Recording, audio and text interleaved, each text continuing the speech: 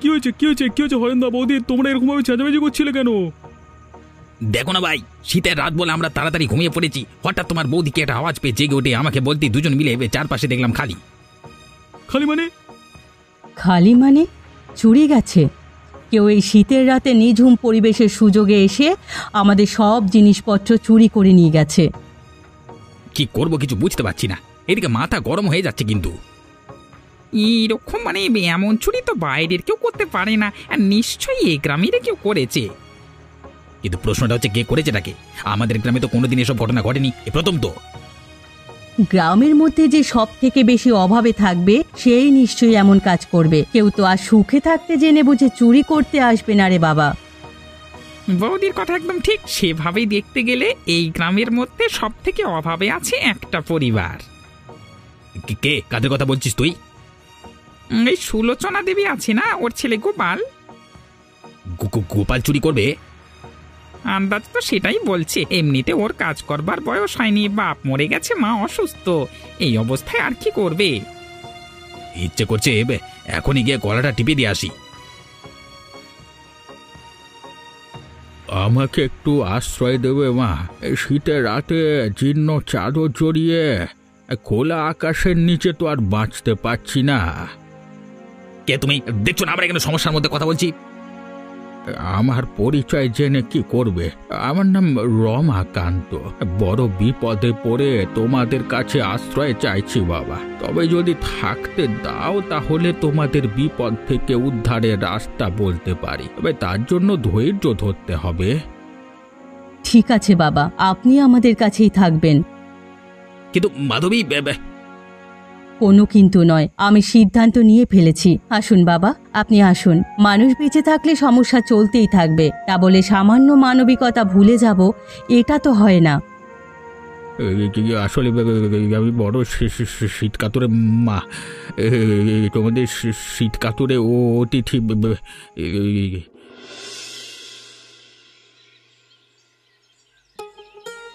মাধবপুরের রাস্তা কোথায় বলতে পারবে কাকিমা? এটাই মাধবপুর। তুমি কোথায় যাবে? আমি শহর থেকে গ্রামে এসেছি, শহরে পড়াশোনা করেছি, এখন তোমাদের এই পঞ্চায়েতে আমি চাকরি পেয়েছি। বাহ, তাহলে তো খুব ভালো কথা। কিন্তু তুমি থাকবে কোথায়? আসলে এই গ্রামে আমার পৈতৃক একটা পুরনো বাড়ি ছিল, আমি সেখানেই থাকতে চাই। তুমি তো এদিকে রাস্তাঘাট কিছুই চেনো না। তুমি যদি আমাকে বলো তাহলে আমি সাহায্য করতে পারি। না না, আমি নিজেই খুঁজে নিতে পারবো। সাবধানে থেকো। আসলে আমাদের এদিকের লোকজন সবাই খুব ভালো নয়। কেন, কি ব্যাপার? কাল রাতেই আমাদের বাড়িতে চুরি হয়েছে, এখনো সবাই খোঁজাখুঁজি করছে। এইসব সব জায়গাতেই লেগে আছে, আমার কাছে কিছু নেই চুরি করার মতো, আর আমি কারো ধান্দাতেও থাকি না। আসলে আমার এই গ্রামে আসার উদ্দেশ্য হচ্ছে আমার পুরনো স্মৃতি ফিরে পাওয়া। আমি সেটুকু নিয়েই থাকবো আর নিজের কাজবাজ করব। ঠিক আছে, আমি যাই, দেখি খুঁজে কোথায় কি পাওয়া যায়।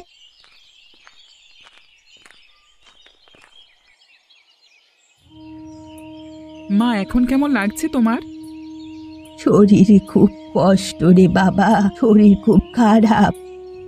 আমি যদি একটু বড় হতাম তাহলে তোমাকে কোনো চিন্তা করতে হতো না মা। আমি সংসারে এসব ব্যবস্থা করতাম, তোমাকেও সুস্থ করে তুলতাম, কিন্তু আমাকে তো এখন কেউ কাজ দিতে চায় না। সব দোষ আমার। আজ আমার যদি শরীর খারাপ না হতো তাহলে তোকে এত ছোট বয়সে কাজের কথা ভাবতে হতো না। আর আমি যদি একটু বড় হতাম তাহলে তোমাকে এত কষ্ট পেতে হতো না। তুমি কি খাবে মা? আমার কথা ছাড়, আমি আজ আছি কাল নেই, মরতে বসেছি। তোর বাপও তো মরেছে, এবার থেকে তোর পেটের ব্যবস্থা তোকেই করতে হবে। তুই নিজে কিছু খাওয়ার জোগাড় কর, আমার কথা ভাবতে হবে না। তোমার কথা না ভেবে আমি থাকতে পারবো না মা। কোথায় রে ভিকিরির বাচ্চা? এই গোপাল, বাইরে আয়। কি হয়েছে মন্টু কাকা, তোমরা সবাই মিলে বাড়িতে এসেছো কেন? এই চোরের বাচ্চা চোর, কালকে রাতে কি করছিস বে তুই? এই আমি কি করব? আমি তো আমার মায়ের কাছে ছিলাম। কি হয়েছে রে, কারা এসেছে? বৌদি, তোমার ছেলেকে আমরা মালা পরিয়ে বরণ করতে এসেছি। শালা, তুই চুরি করিসনি? হারেন দাদার বাড়িতে তুই চুরি করিসনি? এই জুতো খাবি রে। কি বলছো কি কাকা তোমরা? আমি তো এসব কথা ভাবতেও পারি না। আমি সত্যি বলছি, আমি মায়ের কাছে ছিলাম। এ তো সত্যি মিথ্যা আজই বিচার হবে। চল চল আমার সাথে, চল এখন চল। ছেড়ে দাও, আমাকে কোথায় নিয়ে যাচ্ছ? আমার মা অসুস্থ, আমাকে এরকম টানতে টানতে নিয়ে যেও না। তুমি কোথা থেকে উদয় হলে কালকে রাতে হঠাৎ করে আমাদের বাড়িতে? হ্যাঁ বাবা, আমি এক গরিব ভবঘুরে মানুষ। বুড়ো হয়ে গেছি তো, তাই আর শীত সহ্য হয় না। এমনিতে পথে পথে ঘুরি, যাকে ভালো লাগে তার কাছে কয়েকদিন থেকে যাই এবং যাওয়ার সময় তার কোনো একটা উপকার করে যাই। কালকে রাতে এত কষ্ট হচ্ছিল যে থাকতে পারলাম না, তাই তোমার কাছে আশ্রয় চাইতে এলাম। বেজে বেজে আমার ঘরটায় পছন্দ হলো? তুমি কি জানতে যে আমার বাড়িতে কালকে রাতে চুরি হয়েছে? এইসব টাকা পয়সা চুরি ছিনতাইয়ের বিষয়ে আমি কোনো খোঁজ খবর রাখি না। আমি শুধুমাত্র মানুষের প্রতি মানুষের ভালোবাসায় বিশ্বাস করি। কিন্তু আমার তো মনে হলে তুমি সব কিছু হাড়ে হাড়ে জানো।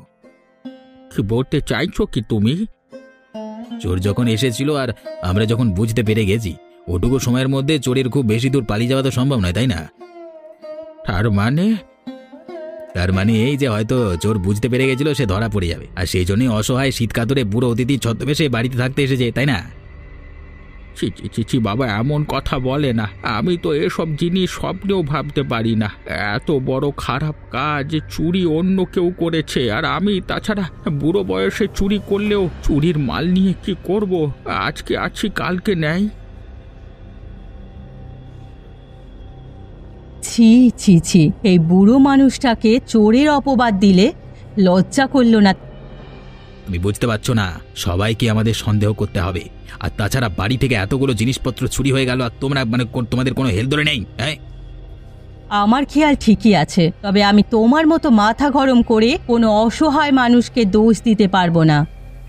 ঠিক আছে, তুমি থাকো, এই বুড়োটাকে নিয়ে আমি চললাম। দেখো, আমি এই চুরির একটা হেস্তনেস্ত করেই ছাড়বো বলে দিলাম।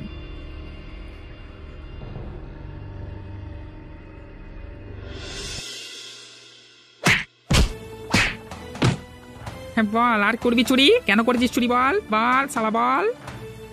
আমি চুরি করিনি কাকু, তোমরা বিশ্বাস করো আমি চুরি করিনি। মিথ্যে বলছে, ওরে মারো না ওকে। তার মায়ের শরীর খারাপ, চিকিৎসা করানোর জন্য তো টাকার দরকার। তুই ছাড়া কেউ তো এরকম কাজ করতে পারে না গ্রামে। আমার যদি চুরি করবার থাকতো তাহলে আগে করতাম না। বিশ্বাস করো আমি এরকম কিছু করবার কথা ভাবতেও পারি না। আমাকে মেরো না, তোমরা দয়া করে ছেড়ে দাও। হ্যাঁ, আমার বাড়িতে অসুস্থ মা আছে, আমাকে যেতে হবে। এই তো এসে গেছে হরেন্দা। এই দেখো, তোমার বাড়িতে চুরি করে এখন স্বীকার করছে না, দেখো তো। তুই চুরি করেছিস? সত্যি করে বল। আমি তখন থেকে একটা কথা বলছি, আমি চুরি করিনি, সত্যি বলছি, বিশ্বাস করো। তোরা ওকে ছেড়ে দে, যেতে দে, ছাড়। যেতে দেব মানে? তোমার জন্য এত কষ্ট করে চোর ধরলাম আর তুমি বলছো যেতে দেব? ওকে ভালো করে শিক্ষা না দিয়ে দিলে কালকে আমাদের সবার সাথে এরকম করবে। হ্যাঁ, আমার মনে হচ্ছে এই ছেলেটা চুরি করেনি। তার মানে? বুড়োটা যেটা আমার বাড়িতে এসেছে। তুই যা ভাই, দৌড়ে পালা, জানা যা, চলে যা ভাই। আমার মনে হচ্ছে সর্ষের ভেতর ভূত লুকিয়ে আছে, বুঝলি? কালকে আমার বাড়িতে যে বুড়োটা এসেছে ওর উপর আমার হেভি সন্দেহ। তাহলে ধরে নিয়ে একদিন ধোলাই দিলেই হয়। কিন্তু আমার বউকে আগলে রেখেছে, যা করবার খুব সাবধানে করতে হবে। ঠিক আছে, বিষয়টা নিয়ে আমরা পরে চিন্তা করব।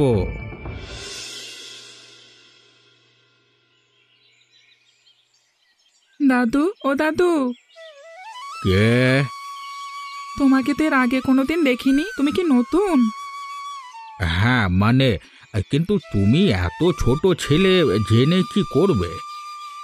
আর বলোই না, তুমি কি ওই হরেন কাকাদের বাড়িতে এসেছো? আপাতত ওদের বাড়িতে আছি। আসলে আমার কোনো বাড়ি নাই তো, যখন যেখানে পারি থাকি, আবার চলে যাই। যতদিন ভালো লাগছে থাকবো, না ভালো লাগলে চলে যাব। আমি ঠিক বুঝতে পেরেছিলাম, সেজন্যই বলছি তুমি একটু সাবধানে থেকো। কেন আমি সাবধানে থাকবো কেন? ওই তুমি যাদের বাড়িতে আছো ওদের বাড়িতে চুরি হয়েছিল, তাই গ্রামের যাকে পারছে তাকে ধরে মারছে, আমাকেও ধরে মেরেছে, জানো? এটা তো জানি না।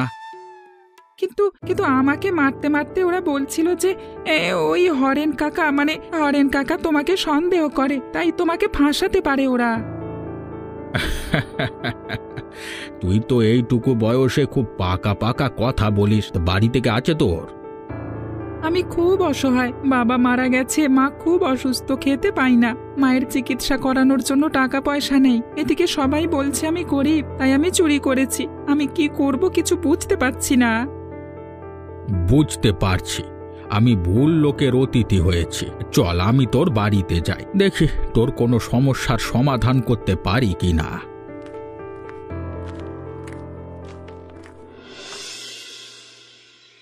উফ, সকাল থেকে খেটে খেটে প্রাণ বেরিয়ে গেল। কই গো, তোমার রান্না হলো? ওই ওগো, আমার খুব চিন্তা হচ্ছে। কেন, কি হলো? কিসের চিন্তা তোমার? হ্যাঁ, রমাকান্ত বাবু সেই সকালে বাড়ি থেকে বেরিয়েছিল, এখনো আসেনি। ওই চোর বুড়োটার জন্য তোমার এত চিন্তা?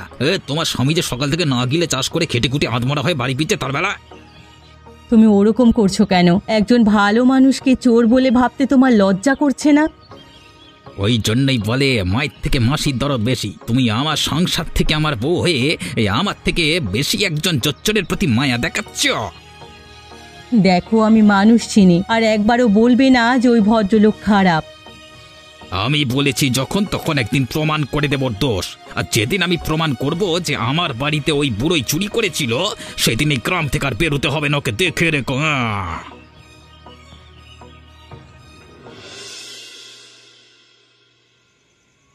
মা, তুমি চোখ খোলো মা, তুমি এরকম করছো কেন মা? খুব ঠান্ডা লাগছে রে বাবা, আজ রাতেই মনে হচ্ছে তোকে ছেড়ে চলে যেতে হবে। আজ রাত মনে হচ্ছে আর কাটবে না। দাদু, তুমি কিছু একটা করো। তুমি তো আসবার সময় বললে যে তুমি যার বাড়িতে অতিথি হয়ে থাকো তার বিশেষ উপকার করো। তুমি আমার মাকে সুস্থ করে দাও দাদু। তুই চাদরটা দিয়ে তোর মাকে ঢেকে দে তো, দেখবি আর ঠান্ডা লাগবে না। কিন্তু এই ছেঁড়া চাদরে কি হবে? আর তাছাড়া তুমি তো নিজেই শীত কাতুরে। ঢেকে দে, তারপর বলছি। আরাম। মা, তোমার ভালো লাগছে? আগের থেকে অনেক ভালো লাগছে রে, এখন অনেকটা সুস্থ মনে হচ্ছে নিজেকে। এই ছেঁড়া চাদরে কি জাদু আছে দাদু? এই চাদর তোমার, অথচ শীত যায় না, কিন্তু অসুস্থ মায়ের কি করে আরাম হলো? আমার গুরুর আদেশ আছে, যার যখন জীবন মরণের কারণে প্রয়োজন পড়বে শুধুমাত্র তাকেই উষ্ণতা দেবে এই চাদর। দেখবি কালকে সকাল পর্যন্ত তোর মা ঠিক হয়ে যাবে। তুমি আমার মাকে সুস্থ করে দিচ্ছ, তোমার এই উপকার কোনো দিন আমি ভুলবো না। এখন থেকে তুমি আমাদের বাড়ির অতিথি, তুমি আমাদের কাছেই থাকবে। একদম ঠিক বলেছিস, আমি এতদিন ভুল বাড়িতে ছিলাম, এখন থেকে আমি তোর বাড়ির অতিথি। দেখবে তোদের অভাব ধীরে ধীরে চলে যাবে। এই দেখেছিস, আজকাল ওই বেটা গোপাল আর ওর মা কেমন বহাল তবিয়তে আছে। আজকাল সুলোচনা দেবী সুস্থ হয়ে গেছে। সেটাই তো বুঝতে পারছি না। আরে হরেনদাও তো এখানে আছে, বলুক। এই হরেনদা বলছে যে চুরি ওই ছেলেটি করেনি। যদি না করে থাকে তাহলে ওষুধ কিনে নিজের মাকে সুস্থ করলো কি করে? আর ওর মা সুস্থ হয়েছে বলি আবার জমিতে শাক চাষ করে বিক্রি করা শুরু করেছে, তাই না? আমি এখনো নিশ্চিত নয় যে চুরিটা কে করেছে। গন্ডগোল কিছু কিছু ওই বুড়োটার মধ্যে আছে। বলছিলে তো বুড়োকে ধরে মারা হবে, আর এখন তো তোমার বাড়িতে থাকেও না, থাকে ওই গোপালের বাড়িতে। এখন কিছু একটা ব্যবস্থা করা গেলেও যেতে পারে। আমার মনে হচ্ছে ওরা দুজনে মিলে কিছু একটা তালগোল পাকাচ্ছে, আর দুজনেই জড়িত আছে এর মধ্যে। কিন্তু যতদিন কিছু প্রমাণ না করা যায় ততদিন তো এমনি মুখের কথা কিছু হবে না। প্রমাণ করার জন্য তো ধরতে হবে, ধরে একদিন বাগিয়ে মারতে হবে। বুড়োকে লক্ষ্য করেছি প্রতিদিন বিকেল বেলায় রাস্তায় বেরোয়, আর ফিরতে সন্ধে হয়ে যায়। একদিন সন্ধ্যের দিকে সবাই মিলে ধরে দুখা দিলেই বোঝা যাবে। তাহলে আজকে থেকে আমরা লক্ষ্য রাখবো, যেদিন বাগে পাবো বেটাকে সেদিনই ছেড়ে দেবো একবারে।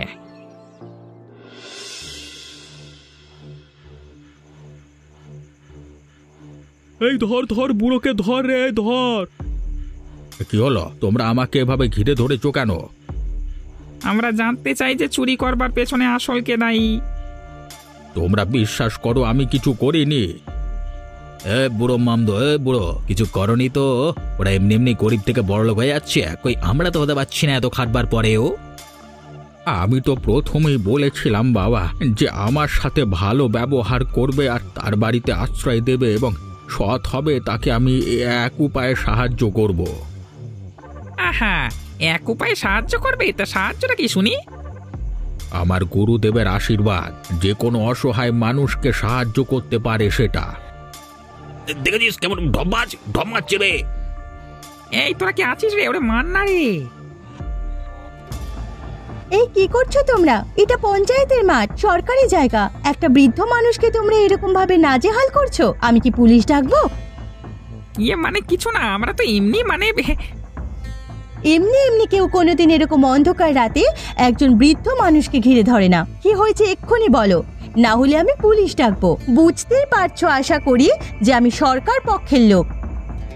আহা, আমার ছেড়ে দাও, ওরা এমনি আমার সঙ্গে মশকরা করছিল। মস্করা করছিল? এক্ষুনি যদি মেয়েটা না এসে যেত না, শেষ করে ফেলতাম শালা বুড়ো। কি হলো, কথা কানে যাচ্ছে না তোমাদের? যাও এখান থেকে।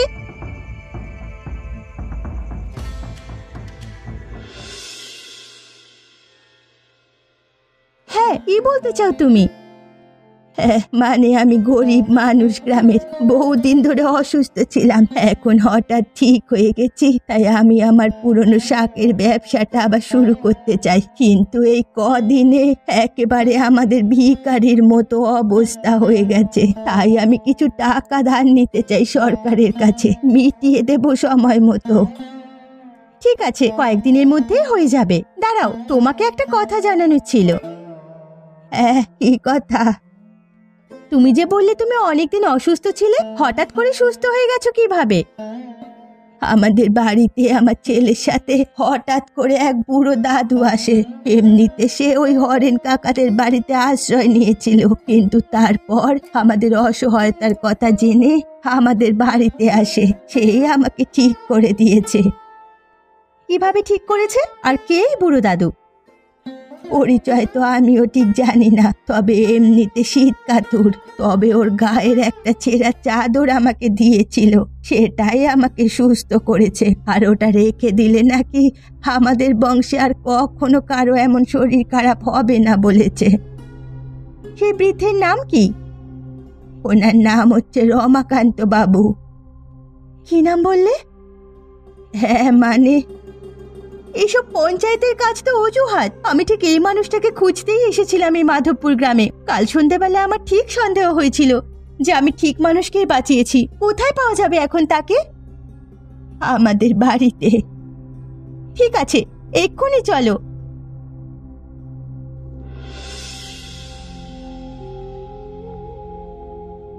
দাদু, আমি তোমাকে কত খুঁজেছি, শেষ পর্যন্ত তুমি আমার এত কাছে থেকেও আমাকে দেখা দিলে না। তুই কি আমার নাতনি রিমা? হ্যাঁ, ঠিক বলেছ।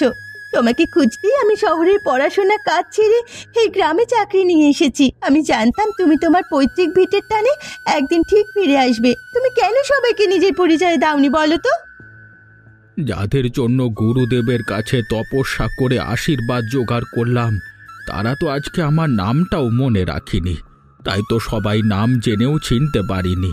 আর তাছাড়া ওই গ্রামের লোকেরাও তো একদিন আমাকে তন্ত্র সাধক বলে গ্রাম থেকে তাড়িয়ে দিয়েছিল। কিন্তু তুমি পুরনো অভ্যাস ভুলতে পারোনি, তাই তো? নিজের গ্রামের মানুষদের শেষ বয়সে উপকার করার জন্য তুমি একজন শীতকাতুরে বুড়ো সেজে চলে এসেছো গ্রামে, আর সাধুর আশীর্বাদের চাদর দিয়ে তুমি গোপালের মাকে ঠিক করে দিয়েছো। কিন্তু আজকে সবাই আমাকে চোর ভাবে। চোর তুমি নাও সেটা আমি জানি, তবে আজ রাতে আসল চোরকে আমরা ধরবো, সব কিছু প্রমাণ করে দেব। কিভাবে? আমি আসার পর থেকে পঞ্চায়েতে প্রচুর চুরির অভিযোগ জমা পড়েছে, আর এটার গোপনে তদন্ত করতে গিয়ে আমি দেখেছি একজন লোক গভীর রাতে গোপনে বেরিয়ে ঘুরে বেড়ায়। আজ রাতে আমরা তাকে ধরবো।